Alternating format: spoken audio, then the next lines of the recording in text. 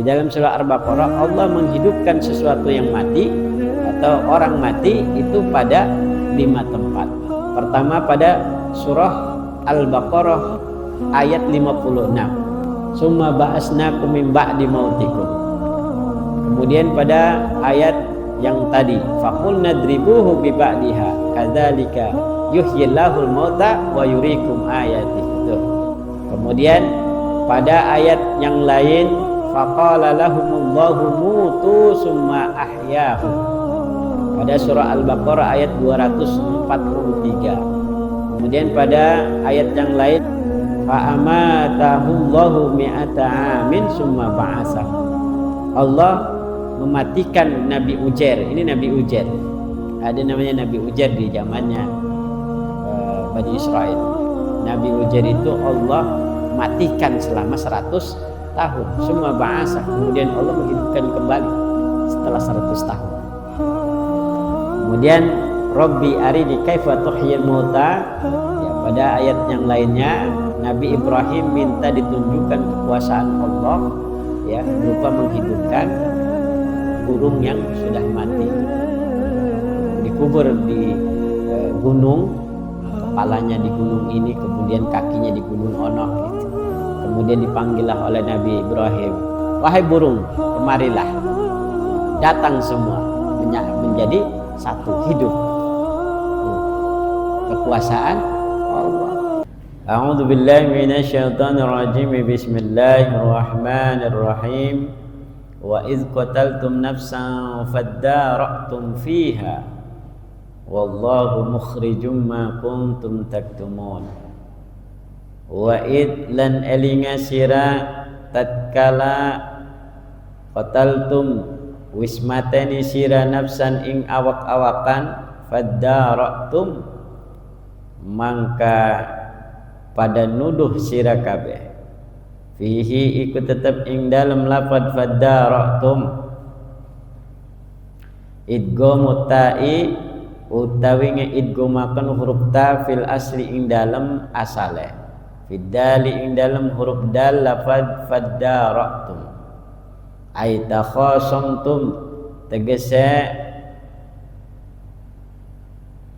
pada ribut sira kabeh wa tadzafa'tum lan pada nolak sira kabeh fiha ing dalem nafsan wallahu lan utawi Allah mukhrijun iku kang metukaken mudhirun tegese kang nyatakaken ma kuntum taktumuna ing barang kang wis ana sira kabeh taktumuna iku pada ngumpetaken sira kabeh min amriha saking perkarane nafsan wa hada lan utawi ikilah kalimat i'tiradun iku jumlah mu'taradah wa huwa lan hiya i'tirad awalul qissati iku mula-mulane cerita faqulna dribuhu faqulna mangka wis ngucap kami ngucap ing lapad idribuhu pada mukul sira kabeh hu ing nafsan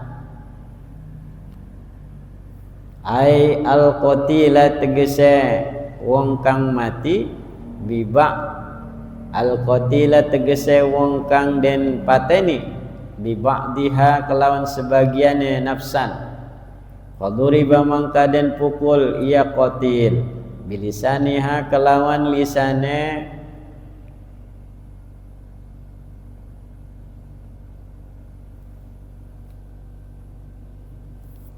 faduriba mangka den pukul iya qatil bilisaniha kelawan lisane Baqarah au ajabi danabiha atawa kelawan pangkal ekore Baqarah fahuyya mangka den uripaken iya qatil wa qala lan ngucap ya qatil qatalani wismatani ning isun fulanun sapa fulan wa fulanun nan fulan li ibnai ammihi tegese kadue anak lorone mamange qatil wa mata lan mati ia qatil faharama mangka ngahalangi iya ibnai ammihi almirasa ing warisan wa qutila lan den pateni iya karone ibnai ammihi qala ta'ala ngucap Allah ta'ala kadzalika al-ihya'u iku tetep kaya mengkono-mengkono madkur al-ihya'u utawi ngurip akan yuhyillahu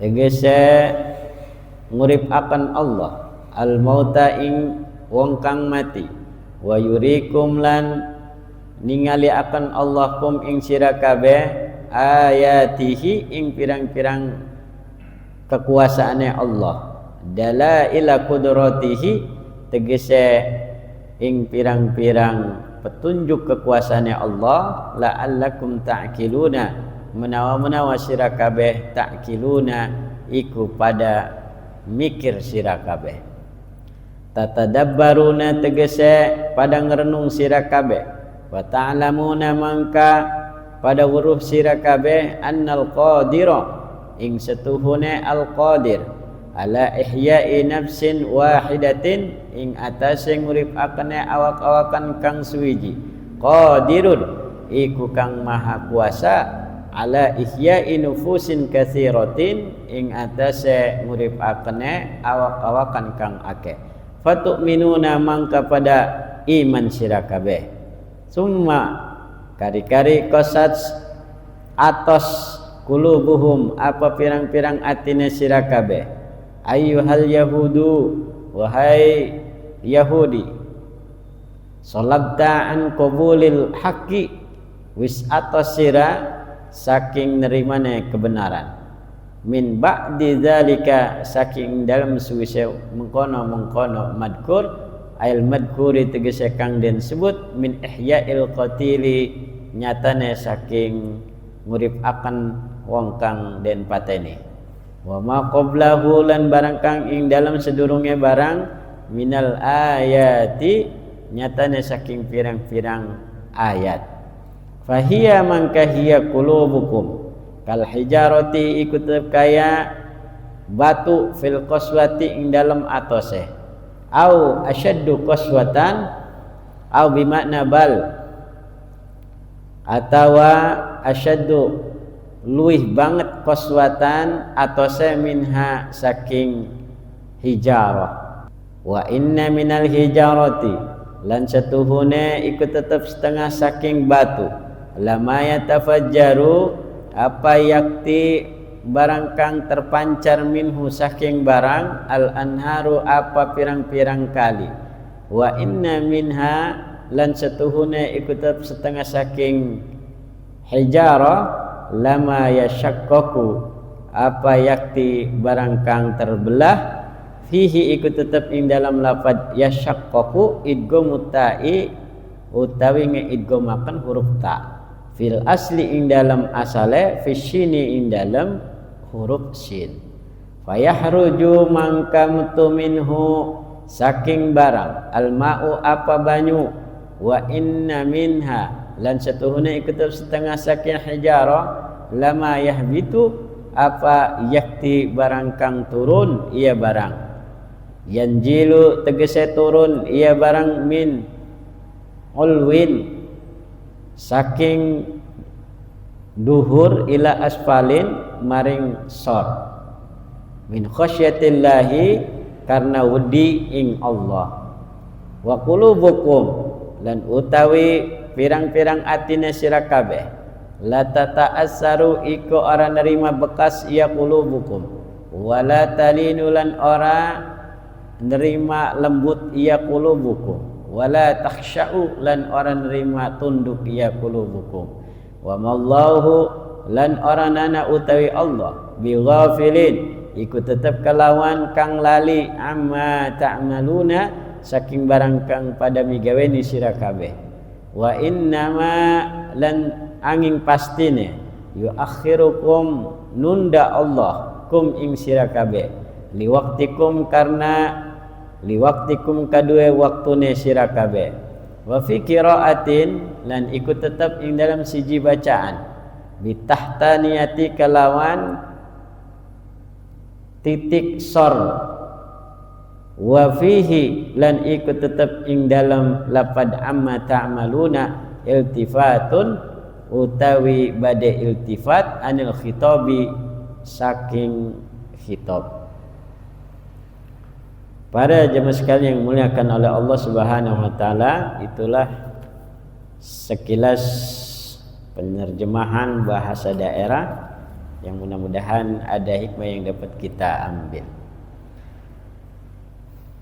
Dalam surah Al-Baqarah ayat 72 sampai dengan 74, wa id qataltum nafsan fadara'tum fiha, dan ingatlah ketika kamu membunuh seseorang lalu kamu saling tuduh tentang itu.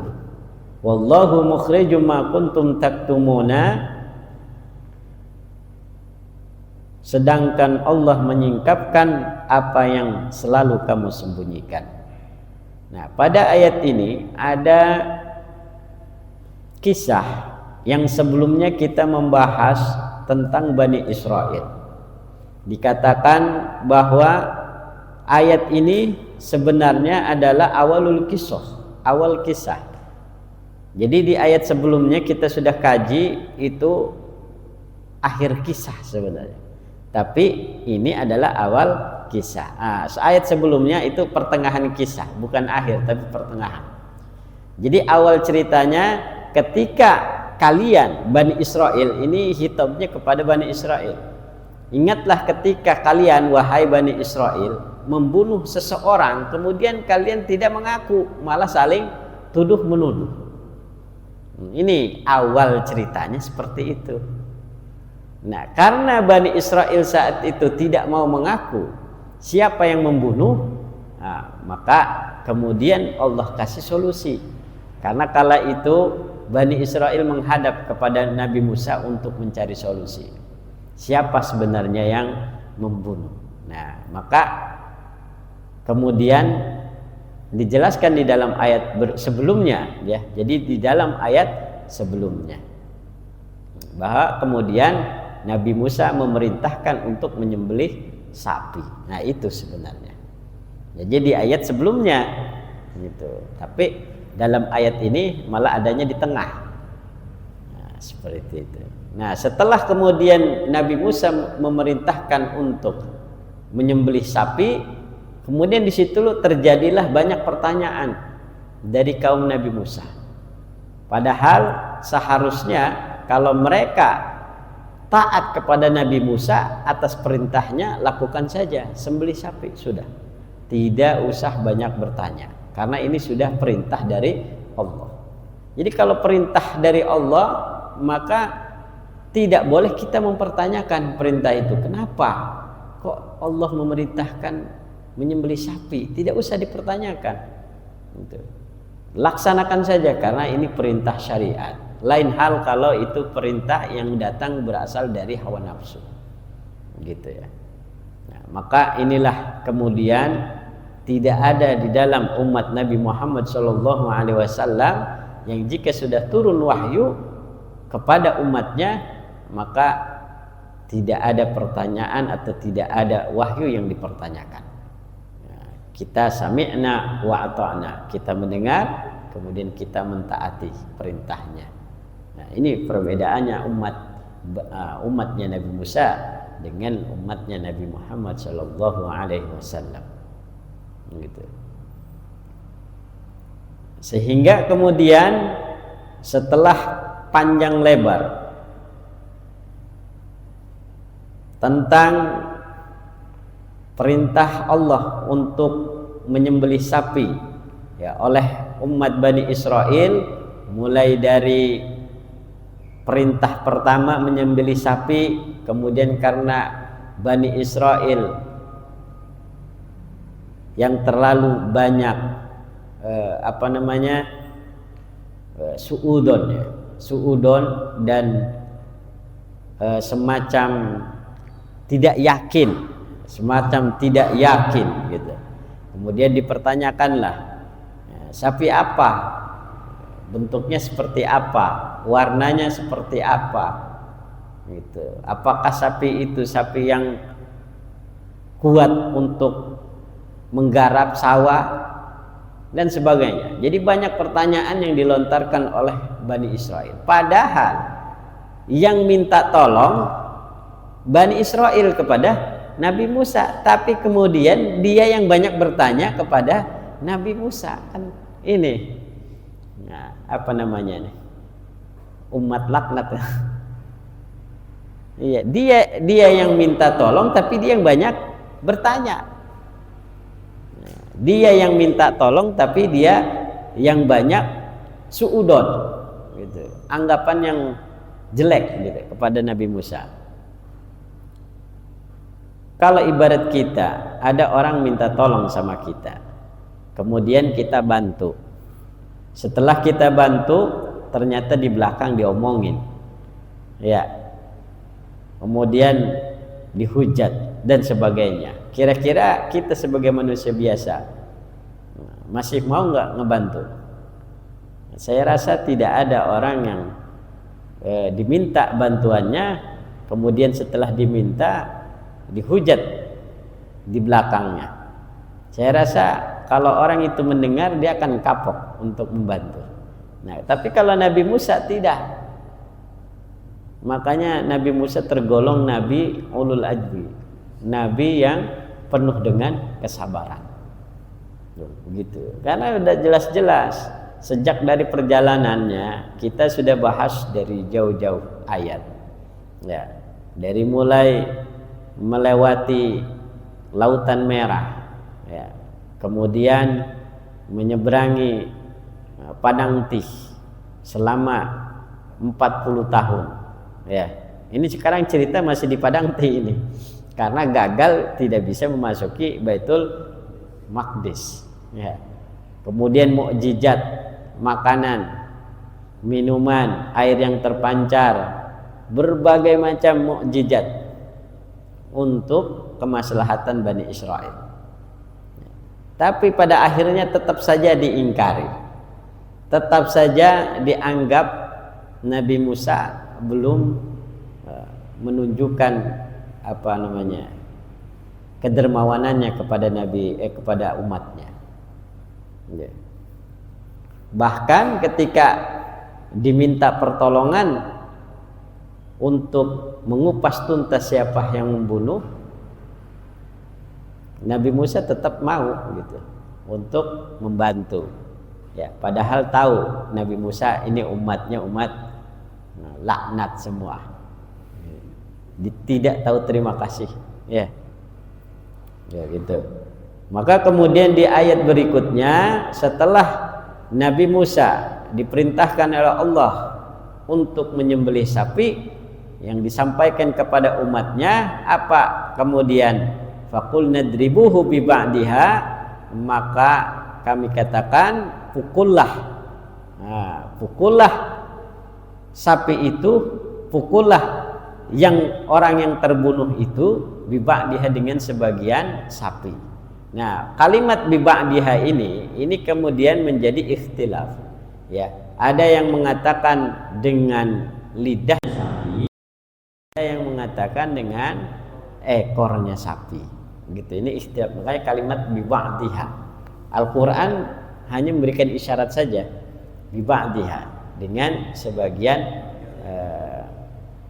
sapi itu. Jadi tidak disebutkan secara pasti bagian mananya.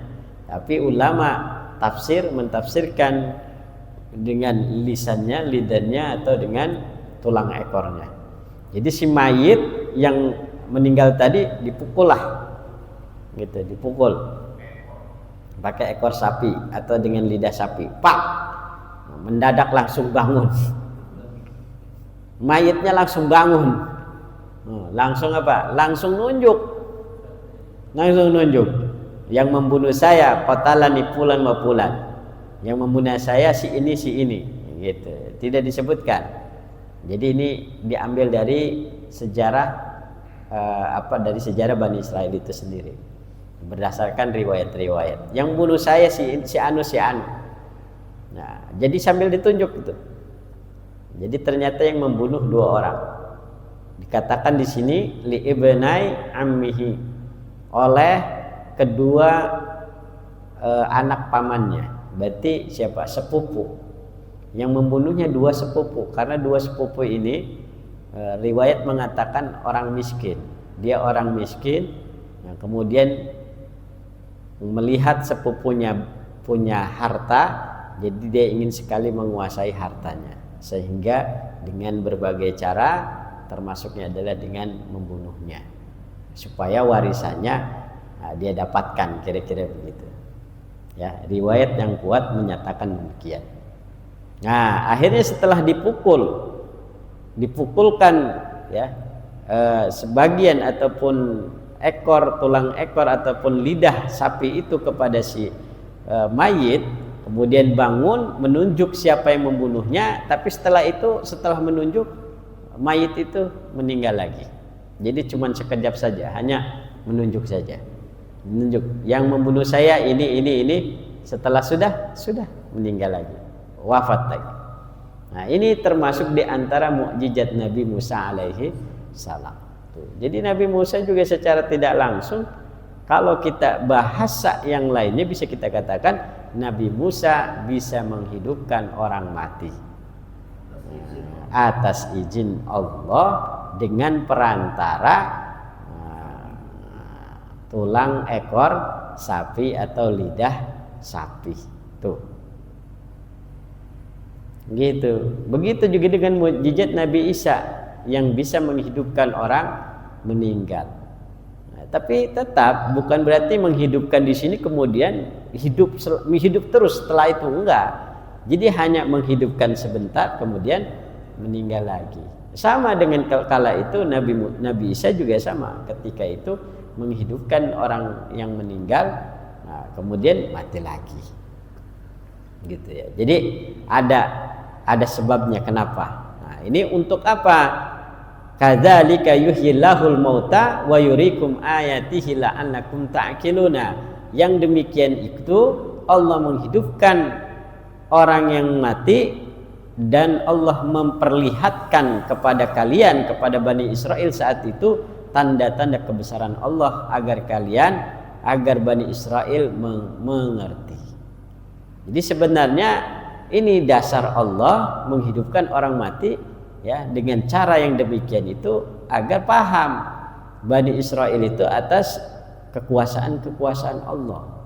Jadi bukan untuk memperlihatkan kehebatan Nabi Musa, bukan, tapi untuk memperlihatkan kekuasaan Allah yang di luar dari nalar manusia. Ya kan, kalau manusia biasa tidak ada itu yang bisa menghidupkan manusia. Karena nyawa tidak ada pabriknya. Iya, nyawa tidak ada pabriknya.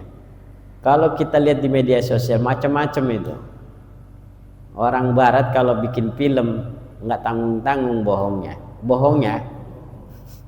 Iya, kalau orang Indonesia sejauh ini nggak ada yang berani bikin film ya yang melewati kebohongannya gitu. Kenapa? Karena orang Indonesia mayoritas orang Islam.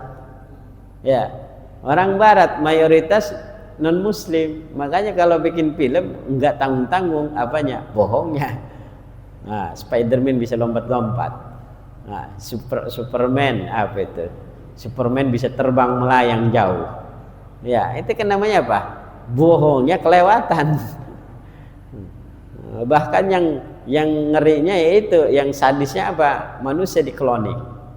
Ya, manusia dikloning. Ya, ada itu filmnya itu. Iya. Emang dia pikir nyawa ada pabriknya. Ya kan kalau pikir-pikir begitu, enggak ada. Manusia bisa menciptakan manusia, enggak ada. Manusia bisa menghidupkan manusia, tidak ada di muka bumi ini, karena nyawa tidak ada pabriknya. Gitu. Ya kalau apa itu namanya? proses pemindahan seperti ginjal, iya, organ tubuh manusia, apa itu namanya? Ya kalau sekarang tuh banyak kan, ada yang donor itu kan, di apa sih? Iya, transplantasi, iya. Ya, itu kan bukan bagian dari menghidupkan, bukan, itu menambal itu sebenarnya, ya, menambal, bukan bagian dari menghidupkan, beda. Karena bicara tentang hidup ini bicara nyawa, sehebat apapun, ya. Ini makanya. Jadi inilah sesuatu yang di luar dari nalar, di luar dari kemampuan manusia biasanya. Ya, sekalipun itu Nabi menghidupkan yang mati itu atas izin Allah, selain itu hanya sifatnya sementara, tidak berkelanjutan. Gitu. Dan hal itu untuk menunjukkan kepada orang-orang yang ingkar supaya mereka beriman, supaya mereka kembali kepada jalan Allah, jangan menyembah selain Allah. Begitu. Tapi apa yang terjadi setelah mereka kemudian menyaksikan dengan mata mereka sendiri bahwa ternyata kebesaran Allah luar biasa, orang mati bisa hidup. Tapi apa yang terjadi? Summa qasat qulubukum min ba'di dzalika fahiya kal hijarati aw ashaddu qaswa. Kemudian hati orang-orang Bani Israel saat itu bukannya melunak, tapi justru malah mengeras. Apa mengeras? Fahiya kal hijarati aw ashaddu qasya. Nah, bahkan hatinya kerasnya seperti batu, bahkan lebih keras lagi dari batu. Kenapa bisa begitu? Dikatakan hati orang-orang Bani Israel saat itu seperti batu, bahkan lebih keras lagi dari batu. Mana? Nah, itu pertama, hatinya tidak mau menerima kebenaran yang datang setelah menyaksikan berbagai macam mukjizat Nabi, ya kan? Nah, tidak mau menerima kebenaran itu, sudah percaya di awal kemudian ingkar lagi. Jadi, makanya dikatakan hatinya seperti batu, kerasnya, maksudnya kerasnya, bahkan lebih keras lagi dari batu. Kenapa dikatakan lebih keras dari batu? Wa inna minal hijarati lama yatafajjaru minul anhar wa inna minha lama yashaqqaqu fayakhruju minhul ma wa inna minha lama yahbitu min khasyatillah. Nah, itu. Jadi dikatakan lebih keras daripada batu. Kenapa? Karena padahal dari batu-batu itu pasti ada sungai-sungai yang airnya memancar. Ada pula yang terbelah lalu keluar mata air darinya, dan ada lagi yang meluncur jatuh karena takut kepada Allah. Maksudnya batu yang segitu kerasnya saja dia bisa terbelah. Bisa terbelah karena air yang begitu lunak. Bisa memancarkan air di dalamnya karena tembusan dari air yang begitu lunak. Dan bahkan segitu kerasnya batu bisa terjatuh dari atas ke bawah. Ya, bebatuan yang longsor itu dari atas ke bawah. Karena apa itu? Karena takut kepada Allah. Karena takut dan taat kepada perintah Allah. Segitu makhluk yang bernama batu. Jadi batu namanya makhluk. Ya, jadi makhluk itu bukan saja manusia. Makhluk itu bahasa Arabnya yang diciptakan. Ya, kalau manusia ya makhluk juga, cuman makhluk yang hidup, ya, hidup yang bernyawa, berakal, ya. Nah, tapi kalau batu makhluk yang apa? Yang hidup, ya, makhluk yang hidup dia. Karena batu juga sama, dia bertasbih. Dia bertasbih, cuman kita ngelihat aja suaranya. Suara batu kayak apa? Ya. Cuman dia enggak berakal saja seperti manusia. Tuh. Hidup tapi tidak berakal. Gitu. Jadi batu yang segitu kerasnya saja dia bisa terbelah, bahkan bisa memancarkan air, bahkan dia bisa jatuh dari atas ke bawah. Karena apa? Karena takut dan taat terhadap perintah Allah. Tapi Bani Israel setelah melihat berbagai macam mukjizat dari Nabi Musa, setelah melihat berbagai peristiwa di depan mata dia sendiri, tetap saja hatinya keras, tidak mau menerima kebenaran. Nah, maka itulah kenapa hati orang-orang Bani Israel seperti batu, bahkan lebih keras lagi dari batu. Na'udzubillahi min dzalik. Wa mallahu bighafilin amma ta'malun. Dan Allah tidak akan lalai terhadap apa yang kalian kerjakan. Allah tidak akan lupa dengan apa yang mereka kerjakan, orang-orang Bani Israel. Keingkarannya, keserakahannya, kedurhakaannya, kemaksiatannya, Allah tidak akan lupa. Ya, gitu ya. Jadi itulah singkat sejarahnya, panjang lebar. Nanti di depan masih ada ceritanya. Nah, terkait sejarah ini, ya, kalau kita hanya berbicara sejarah, ya mungkin kita bisa lihat di buku sejarah yang lebih jelas dan lebih luas penjelasannya. Tapi di sini karena ini Al-Quran, ada yang harus kita pahami dari selain sisi sejarah. Di antaranya adalah di sini ternyata di dalam ayat ini ada namanya perbedaan qiraat. Ya. Ada, kita coba belajar qiraat. Qiraat yang kita pelajari yang lalu ada namanya qiraat sab'ah. Jadi ada cara baca Al-Quran dengan menggunakan 7 macam bacaan. Ya, itulah yang disahkan, itulah yang diperbolehkan karena memang Al-Quran turun 7 huruf. 7 huruf ini maksudnya 7 cara bacanya. Jadi bukan 7 huruf. Yang dimaksud 7 ada 7 cara bacanya. Inilah untuk memperluas pengetahuan kita. Ya. Di sini ada kata fahiya kal hijarati au asyaddu qaswa. Itu kan kalimatnya fahiya. Nah, ini boleh dibaca fahya. Tuh, fahya.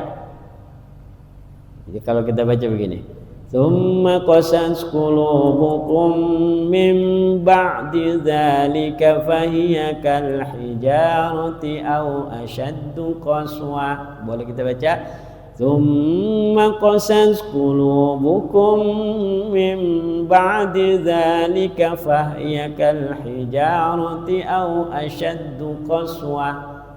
Tuh gitu ya. Oh, fahya bukan fahya. Nah, ini namanya qiraat Qalun wa Abi Amrin wal Kisai.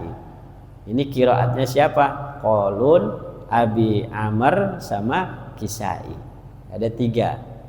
Nah, jadi 7 qiraat itu Qalun, Abi Amr dan Kisai yang baca fahya.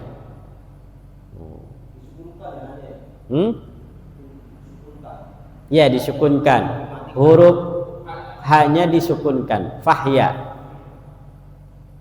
Nah, makanya nanti kita lihat itu ya. Kemudian wa idz qataltum nafsan fadara'tum fiha. Di situ ada kalimat fadara'tum. Nah, itu fadara'tum itu di sini dikatakan fihi idghamu ta'i fil asli fidali. Jadi asal katanya ada huruf taknya di situ. Jadi asal katanya begini. Iddara'tum. Ada alif, setelah alif itu ta, huruf ta. Fa'id dara'tum. Jadi iddara'tum. Nah, si huruf taknya ini digabungkan kepada huruf dal. Gitu. Jadi fa'id sama aja bacanya tuh coba. Nah, ini namanya idgham. Idgham apa? Iya. Tak da berarti mutajanjisain ini. Iya, satu jenis. Iya. Nah, ini berdasarkan ahli qiraat boleh digabungkan karena bacanya sama. Faddarotum. Nah, itu faid, asal katanya id karena diwasol, alifnya diwasol, enggak faid tapi langsung fad. Huruf taknya hilang. Mau kita letakkan tetap saja bacanya sama. Kalau di apa? Kalau diwasol kan sama. Faddarotum. Huruf taknya enggak kelihatan huruf taknya. Faddarotum. Ya. Ini namanya kita menyingkap sesuatu yang jarang diketahui. Kalau kita ngaji tafsir tahu, oh ini asal katanya fad, ada huruf taknya, tapi di sini nggak kelihatan huruf taknya. Apalagi oleh redaksi pencetakan Al-Quran dihilangkan huruf taknya. Ya, tuh. Emang boleh begitu? Bukankah itu bagian dari menghapus huruf misalnya ya? Tidak. Kenapa? Karena Al-Quran turun bentuknya bukan tulisan. Ya, Al-Quran turun bentuknya bacaan. Gitu. Jadi jangan terkecoh dengan tulisan. Gitu. Tulisan dibuat oleh ulama supaya mempermudah orang cara membacanya. Gitu. Makanya jangan bingung kok ini redaksinya kok agak beda. Kalau sekarang seragam. Dulu di zamannya para sahabat ya, huruf-huruf Al-Quran itu berbeda gitu. Dari mulai huruf ta, ba, sa itu kan ada titiknya. Ta titiknya 2 di atas, ba titiknya di bawah 1. Ya, kemudian apalagi? Ya titiknya 2 di bawah. Di zamannya para sahabat, di awal-awal pembukuan Al-Quran itu nggak ada titiknya, begini aja kayak gigi. Ya, kalau kita nulis Arab itu kan ada gigi gitu kan. Kalau sin giginya 2, ya kan. Nah, kalau huruf nun nggak ada itu titiknya, gitu aja tuh, polos. Nah, itu bacanya gimana, ya kan? Nah, mereka membaca berdasarkan hafalan. Mereka membaca berdasarkan bacaan dari ulamanya. Oh ini mah bacanya saya quluna, misal sin, ya, qaf ada titiknya 2, ya kan? Nah, dulu nggak ada itu titiknya. Qaf sama huruf fa itu nggak ada titiknya. Sekarang berubah. Nah, dipermudah dengan menggunakan titik. Ada semua tuh, saya quluna ada titiknya. Nah, sin kecil nggak ada titiknya, sin gede ada titiknya 3, gitu kan? Ya ada titik 2 di bawah. Nah, qaf titiknya 2, fa titiknya 1, gitu kan? Ain, ghain ada titiknya. Iya. Di awal Al-Quran dibukukan tidak ada. Jangankan harkat belum ada itu. Harkat belum ada, titik saja nggak ada, apalagi harkat. Ya, nah tuh tambah. Nah kemudian setelah perkembangan zaman, ulama berpikir supaya bagaimana Al-Quran bisa mudah dipahami dan dibaca oleh masyarakat umum. Makanya bermusyawarahlah para ulama. Bagaimana nih supaya bisa dibaca dengan mudah. Kemudian berijtihadlah para ulama, akhirnya tadi membentuk titik. Setelah titik ada, tidak sampai dengan titik, dibuatlah syakal. Tuh, harokat. Ya, harokat fathah, kasroh, domah ten, fathah ten. Ya, sudah alhamdulillah berkat jasa para ulama, Al-Quran lebih mudah dibaca.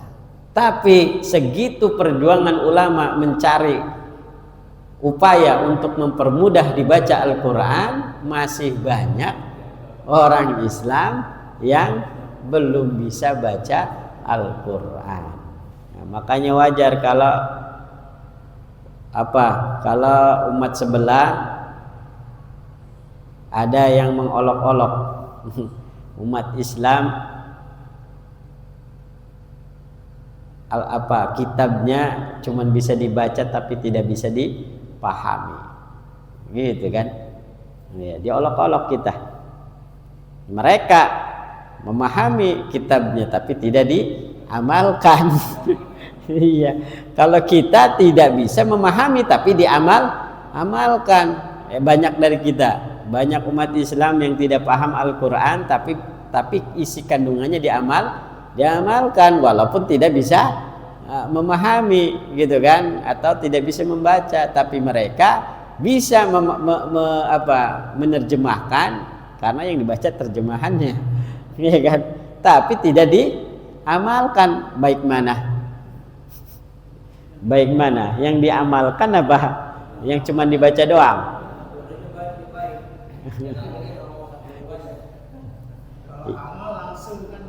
Iya, makanya ada istilah gini, mal ilmu illa bil amali. Tidak ada ilmu terkecuali diamalkan. Tidak bisa disebut dengan ilmu kalau belum diamalkan. Kita dapat pengetahuannya dari guru kita, langsung kita amalkan, itu jadi ilmu. Begitu. Maka yang benar, yang baik adalah kita memahami ilmu dari guru, kemudian kita amalkan. Nah, seperti orang Islam sekarang, walaupun mereka banyak yang tidak bisa baca misalnya, atau tidak bisa memahami isi kandungan Al-Quran, tapi mereka amalkan. Nah, ini udah baik daripada kita baca, paham, ya, tidak diamalkan. Nggak boleh mabuk-mabukan, nggak boleh makan yang haram. Kita amalkan, tidak kita lakukan, kan gitu. Tapi mereka paham, baca, tapi malah tidak diamalkan. Nah, ini lebih buruk. Tapi tetap yang lebih baik adalah kita bisa membaca, kita bisa memahami, kemudian mengamalkan. Para jamaah sekalian dimuliakan oleh Allah Subhanahu wa taala. Kemudian pada ayat berikutnya, wa mallahu bighafilin amma ta'malun. Nah, di ayat 74 di situ ada wa mallahu bighafilin amma ta'malun. Kalimat amma ta'maluna.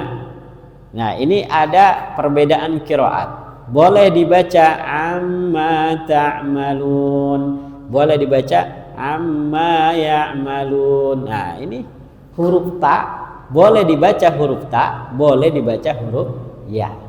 Ini qiraat siapa? Ta'maluna itu qiraatul jumhur. Jadi qiraatnya kebanyakan ulama. Sedangkan kita baca amma ya'malun itu qiraat Ibnu Katsir. Nah, ini tambahan pengetahuan. Wa mallahu bighafilin amma ta'malun. Boleh juga baca wa mallahu bighafilin amma ya'malun. Huruf ya, tak jadi ya, artinya tidak merubah, memang bacanya beda. Ini kan tadi 7 huruf ya.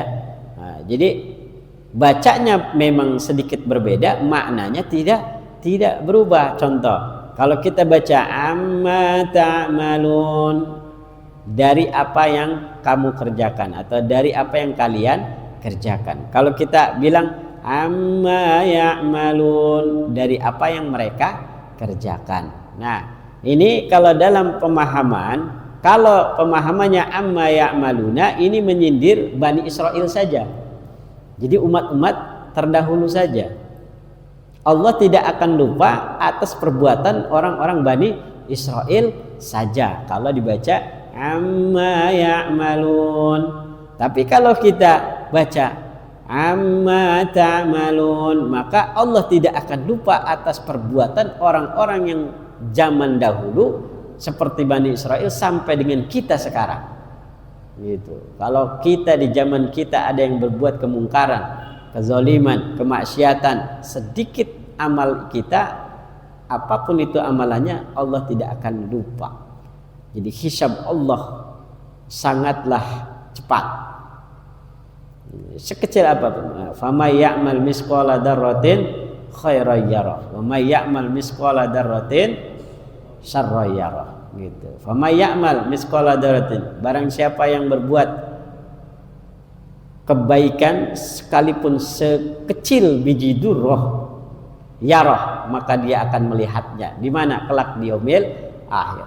Wa may ya'mal misqala dzarratin syarran yarah, barang siapa yang berbuat kejelekan walaupun sekecil biji dzurrah, maka dia akan melihat kelak di yaumil akhir.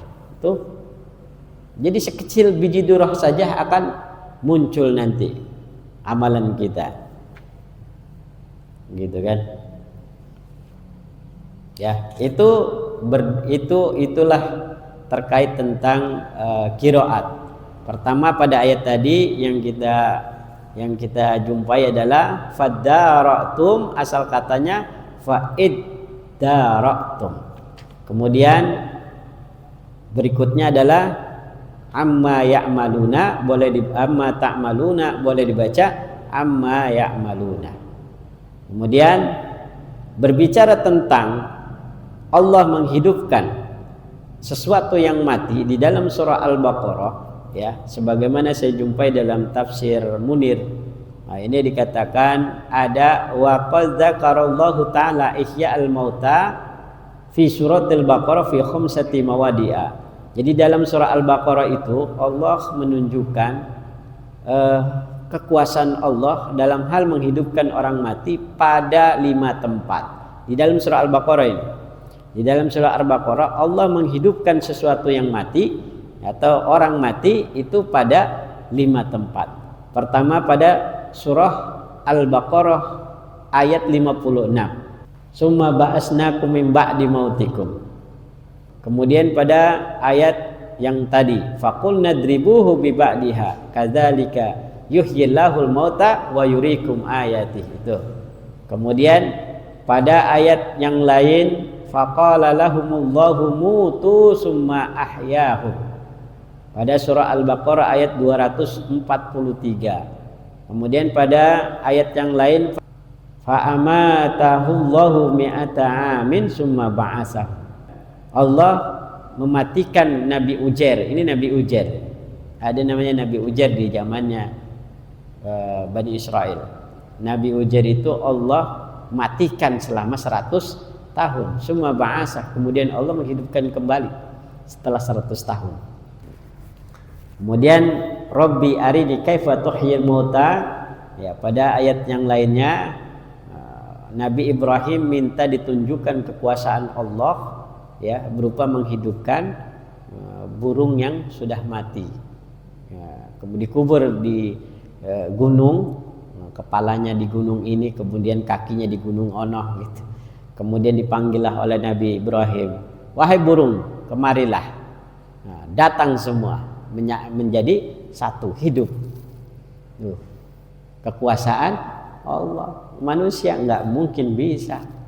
Nah, jadi dalam surah Al-Baqarah ada 5 tempat ayat yang membahas tentang Allah menghidupkan sesuatu yang mati. Ini merupakan kebesaran dari Allah Subhanahu wa taala. Para jamaah sekalian dimuliakan oleh Allah Subhanahu wa taala, ada beberapa hikmah yang dapat kita ambil dalam memahami ayat ini. Pertama, kita sebagai orang Islam dilarang untuk banyak bertanya atau mempermasalahkan syariat yang Allah berikan. Kenapa kita harus sholat? Karena ini sudah perintah dari Allah, pastinya ada banyak manfaat di dalamnya. Kenapa kita harus sholat, berdiri, ruku, sujud? Itu tidak boleh dipertanyakan. Gitu. Kalau kita tetap saja mau mempertanyakan itu, tidak beda dengan kita umat Nabi Musa alaihissalam. Gitu. Itu salah satunya. Nah, kemudian kita juga tidak boleh mempertanyakan hakikat ruh. Ya. An hakikatir ruh. Nah, ruh itu seperti apa? Nyawa kalau bahasa Indonesianya. Nyawa itu seperti apa? Itu tidak boleh dipertanyakan. Itu sudah wilayah kekuasaan Allah. Manusia jangan apa?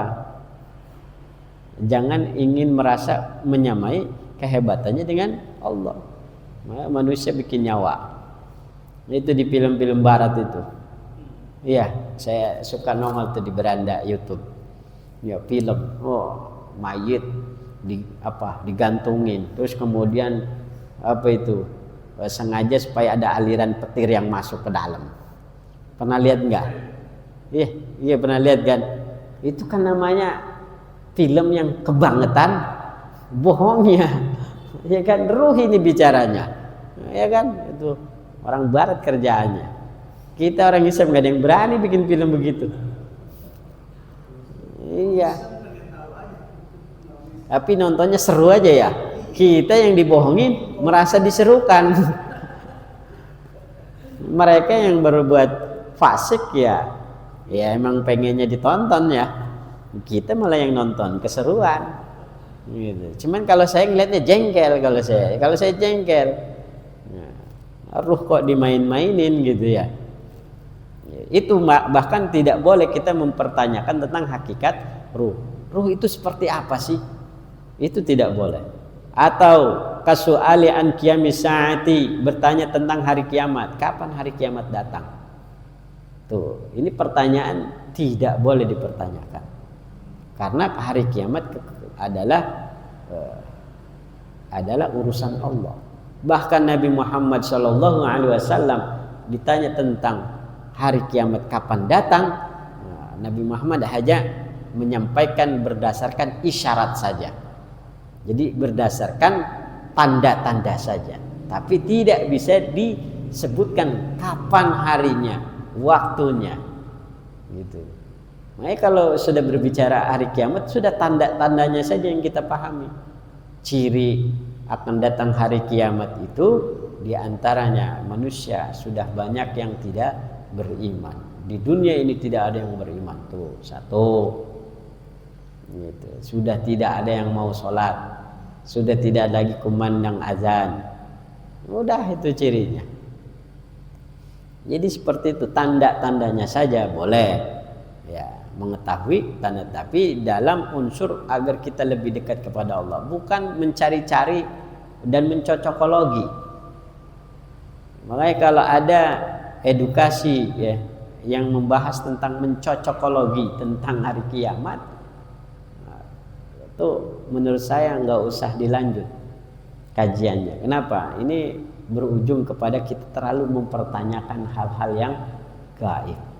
Kita hanya meyakini bahwa akan datang hari kiamat. Karena orang Yahudi sama dulu begitu, sama bertanya. Dalam surah Yasin ada wa yaquluna mata hadal wa'du in kuntum, mereka berkata atau mereka bertanya, nah, kapan hari kiamat itu datang jika kalian orang-orang yang benar, gitu. In kuntum shodiqin, apa jawabnya? Ma yanduruna illa sayhata wahidatan ta'khuduhum wa hum yahshin, kan gitu. Tidaklah mereka menunggu terkecuali ma yanduruna illa sayhata, terkecuali teriakan, illa sayhata wahidatan, terkecuali satu teriakan. Maksudnya apa? Mereka sebenarnya tidak menunggu terkecuali satu teriakan. Maksudnya adalah nanti akan datang satu teriakan berupa teriakan malaikat yang nanti mengguncangkan bumi ini menjadi hancur. Ta'khuduhum wa hum yahsmun, yang menimpahkan mereka, kemudian mereka dalam keadaan bertikai. Tuh, di dalam surah Yasin itu jelas banyak membahas tentang hari kiamat. Ya. Jadi hari kiamat kapan datangnya jangan pernah ditanyakan. Wa an sirril qada'i wal qadari, jangan juga kita mempertanyakan tentang rahasia qada dan qadar, ketentuan-ketentuan Allah. Ya.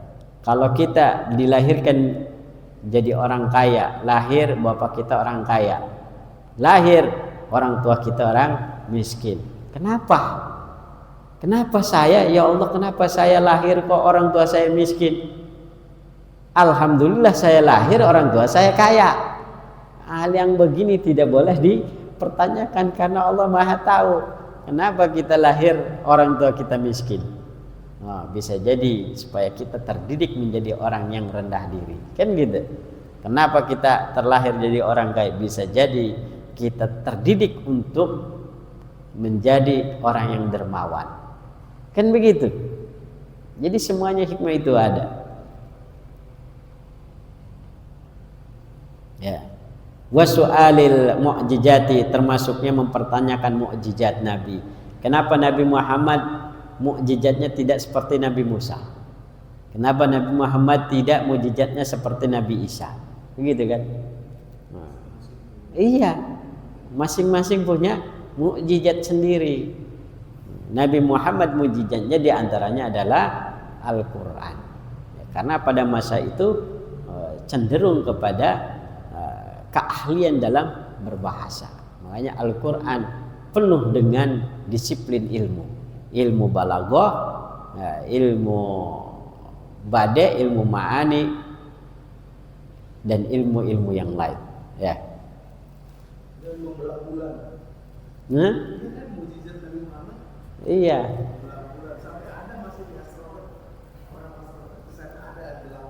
Iya. Jadi banyak sekali yang kalau kita inilah tujuan kenapa kita mengkaji tafsir Al-Quran. Tujuannya kita menggali apa yang ada di dalam Al-Quran. Dari kita awal ngaji sampai dengan sekarang temanya berubah-berubah. Ini menunjukkan bahwa begitu luasnya isi kandungan Al-Quran. Jadi ya mudah-mudahan Allah berikan kesempatan kita selalu tetap mau mendalami Al-Quran sehingga Al-Quran semakin terang, semakin jelas, kemudian semakin menyejukkan hati kita, menjadikan hati kita lebih lunak, lebih mudah bersabar ketika kita ditimpa musibah, lebih mudah menerima ketika Allah menakdirkan kita dalam keadaan sulit, dan memberikan kita banyak wawasan tentunya ya. Menjadi orang yang bijaksana, dan menjadi orang yang bisa mengamalkan isi kandungan Al-Quran.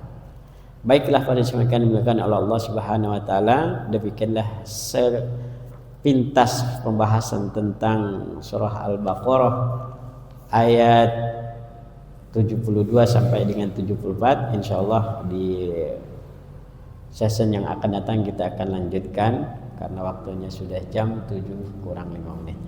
Demikian saya akhiri, wallahu muwaffiq ila aqwamit thoriq. Wassalamualaikum warahmatullahi wabarakatuh.